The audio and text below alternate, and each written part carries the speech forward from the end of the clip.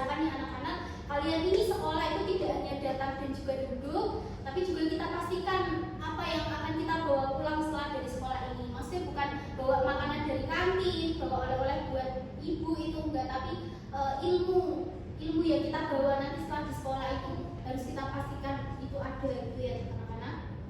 Oke, pada pertemuan sebelumnya itu ibu sudah menjelaskan tentang dasar-dasar K3. Nah, anak-anak masih ada yang ingat dasar-dasar K3 itu apa aja? Silahkan angkat tangan. Saya Bu. Ya, silakan Laila. Tentang pengertian K3, dasar-dasar hukum K3, prinsip-prinsip K3, penerapan K3 di industri busana, dan P3K di industri busana.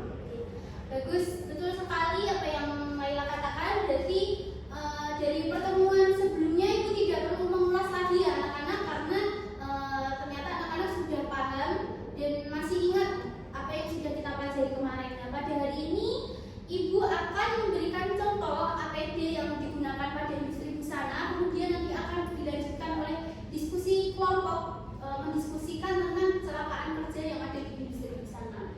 Oke, langsung saja ya anak-anak. Untuk apa aja sih APD yang digunakan di industri busana, atau biasanya mungkin kalau anak-anak ini kan dari prodi busana ya. Nah, itu APD apa saja yang bisa digunakan untuk praktek. Nah, ini Ibu juga sudah membawa contohnya. Yang pertama yang pasti akan digunakan ini jas lab. Jas lab ya anak-anak, ini bentuknya seperti ini. Nah, jas lab ini kenapa sih digunain sih Bu? Kan ini sama aja, cuma kayak yang kita pakai sehari-hari, cuma kayak jaket biasa gitu. Tapi enggak ya anak-anak. Yang namanya jas lab ini tuh sudah didesain untuk kenyamanan dan juga keselamatan saat kita menjahit. Contohnya apa?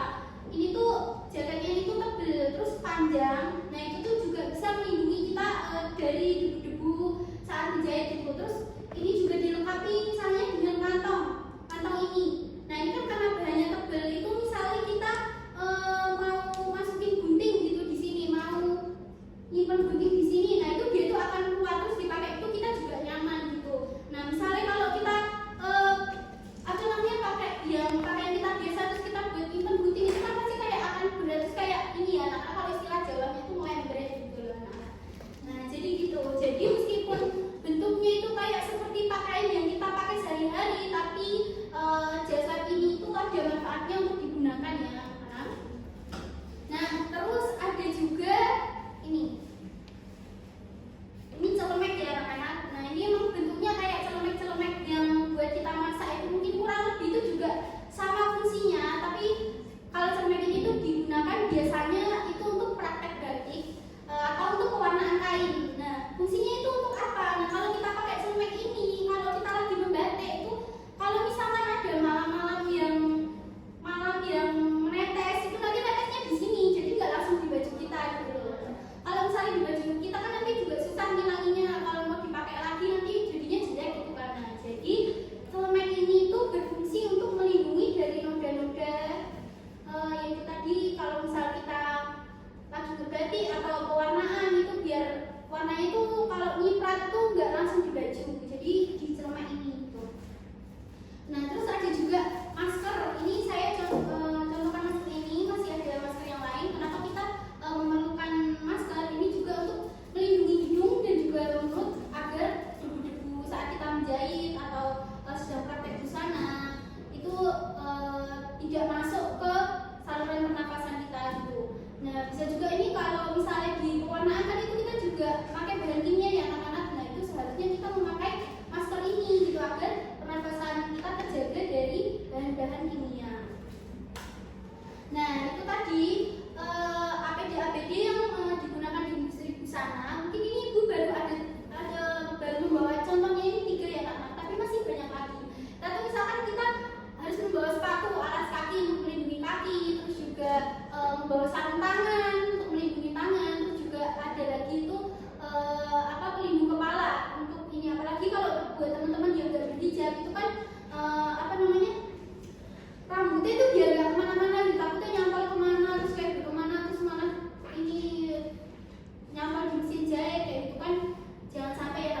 jadi itu perlu dipakai apa namanya pelindung kepala gitu. Nah oke, anak-anak dari penjelasan ibu tadi ada yang ditanyakan?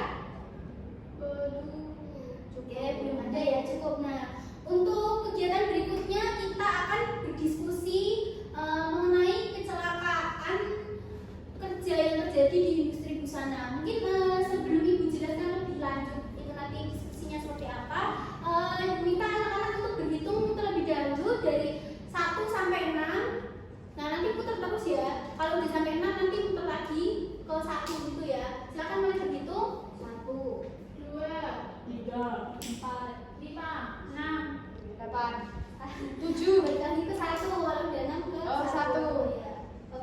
Oke anak-anak, yang sama-sama dapat nomor 1 nanti berkumpul menjadi satu kelompok. Begitu juga dengan nama-nama berikutnya yang dapat angka 2 langsung saling bergabung gitu ya anak-anak. Nah oke, sebelum itu ibu jelasin dulu nanti kita diskusinya itu seperti apa. Nah, anak-anak nanti mencari kasus-kasus yang terjadi di industri busana. Kalau misalkan itu lagi menjahit, biasanya tuh ketusuk jarum atau misalnya apa gitu, kayak misalnya keadaan duduk yang enggak bagus itu kayak gimana. Nah itu nanti anak-anak cari, kemudian anak-anak tuh diskusi itu penyebabnya itu apa sih dari kecelakaan itu. Nah terus setelah itu anak-anak itu menciptakan ide kreatif buat solusi dari permasalahan atau kecelakaan yang sudah anak-anak cari tadi gitu ya anak-anak. Nah jadi nanti dibuat menjadi PPT, terus nanti setelah itu dipresentasikan di depan. Nah untuk anak-anak ini mau kerja selama 45 menit cukup? Oke, kalau cukup ibu beri waktu 45 menit untuk mengerjakan, setelah itu presentasi. Terima kasih anak-anak.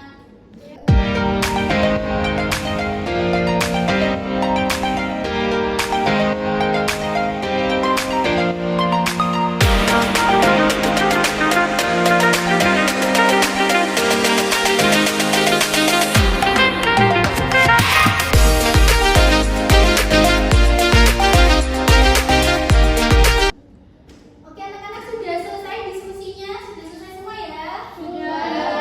Nah oke, berarti untuk selanjutnya kita lanjut ke presentasi. Siapa dulu yang mau maju? Nanti dapat nilai plus yang mau maju duluan. Nah, kelompok berapa? Kelompok 3. Nah oke, silakan maju dan menyampaikan hasil diskusinya. Silakan.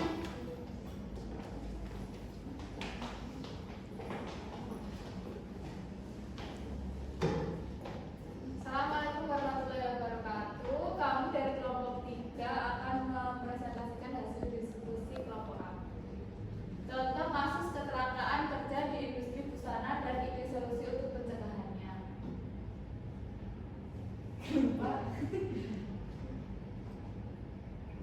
Ini ada kasus kecelakaan yaitu tertusuk jarum mesin jahit. Ini ada linknya ya teman-teman.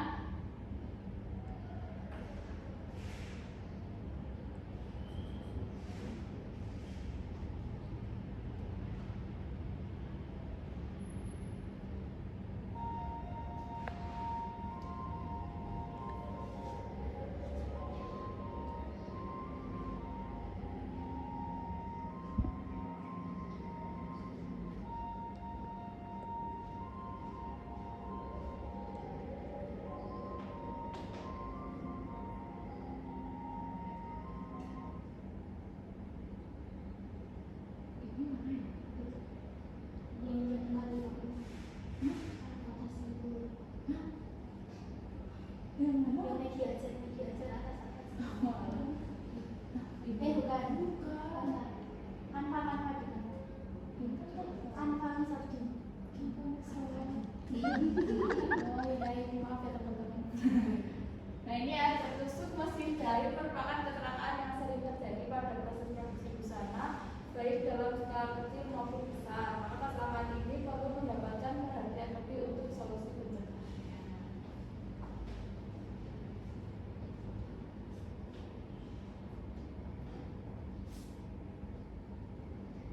Yang kedua ada keadaan yang memicu kecelakaan.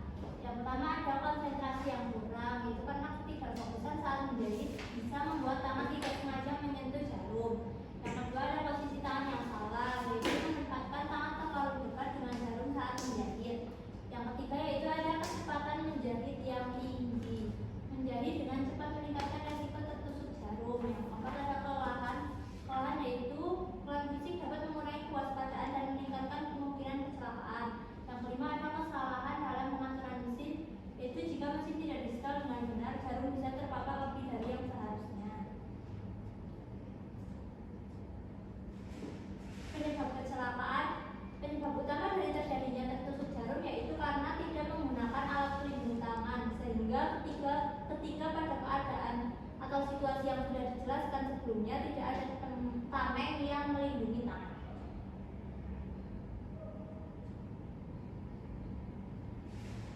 Alarm otomatis, ide inovatif untuk mencegah kecelakaan tertusuk jarum mesin jahit.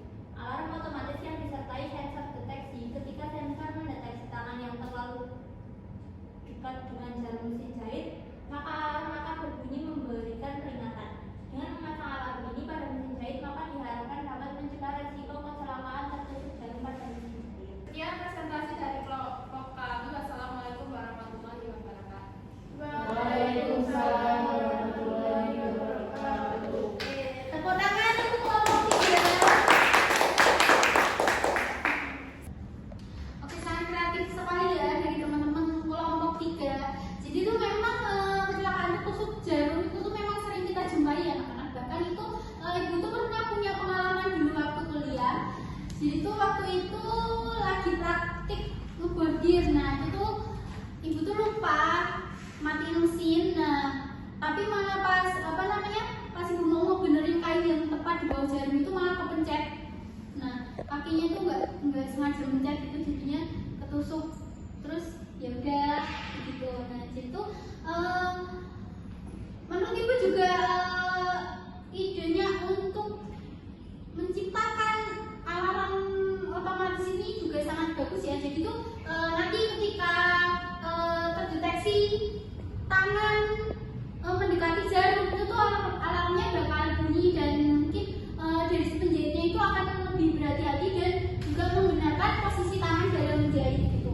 Mungkin bisa ya nanti itu dikembangkan lagi dari ide alarm otomatis ini tuh kira-kira tuh gimana gitu pengembangannya di dunia nyata seperti apa, baik dari efisiensi waktu, biaya itu kira-kira bagaimana gitu. Dan juga plus minusnya mungkin tuh penerapannya dalam kehidupan nyata itu nanti bagaimana gitu ya anak-anak kelompok 3. Oke, mungkin ini karena waktunya sudah habis ya anak-anak, kita presentasi dulu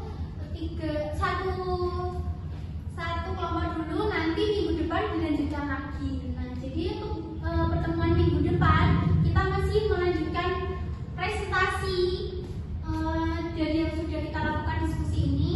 Oke, pada pembelajaran hari ini ya ibu sudah menjelaskan tentang APD yang digunakan saat proses produksi busana, dan juga kita sudah berdiskusi tentang kecelakaan kerja saat sedang proses produksi busana. Nah jadi dengan berdiskusi tadi anak-anak dan anak-anak itu tidak hanya bisa mempelajari tentang APD yang sudah ada, yang sudah digunakan sebelum-sebelumnya, tapi anak-anak juga menciptakan ide-ide inovatif untuk solusi dari kecelakaan kerja di masa depan itu ya anak-anak.